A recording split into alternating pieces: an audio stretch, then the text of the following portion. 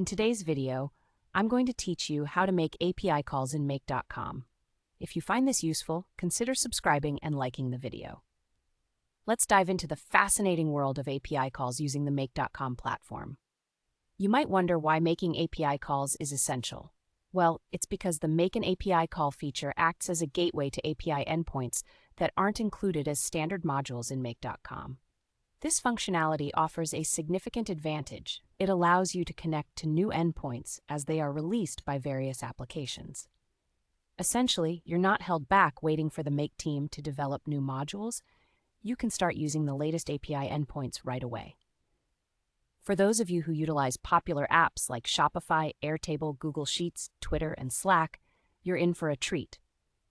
These are the applications that frequently receive updates, and leveraging the Make an API Call option ensures that you always have comprehensive API access through make.com. Now let's break down exactly how to use this nifty module.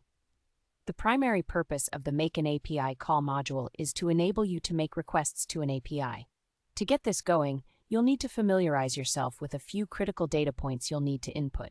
Firstly, you need the API endpoint, which refers to the URL you'll be querying. Next, you should specify the API version you're working with. After that, you'll input the query string as well as any other necessary parameters that are essential for making a successful API call.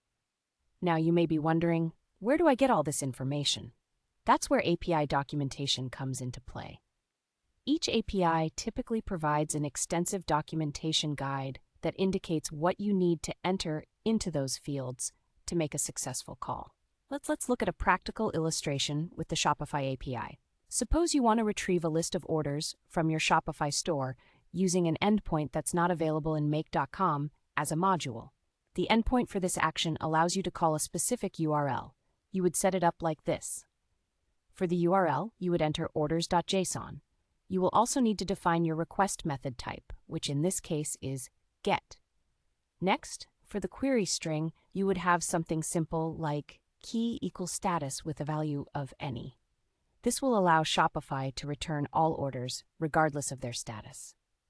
Once all these fields are meticulously filled in, it's just a matter of hitting the OK button to proceed. After that, you can easily integrate the next module from Google Sheets by dragging it into your scenario. From there, you execute your make scenario, and voila, all your Shopify orders will be sent directly to your spreadsheet. Now you've seen how to set up a basic API call. Let's see this module in action with two practical examples. These hands-on demonstrations will help solidify your understanding and give you the confidence you need to use the Make an API Call feature in your own projects.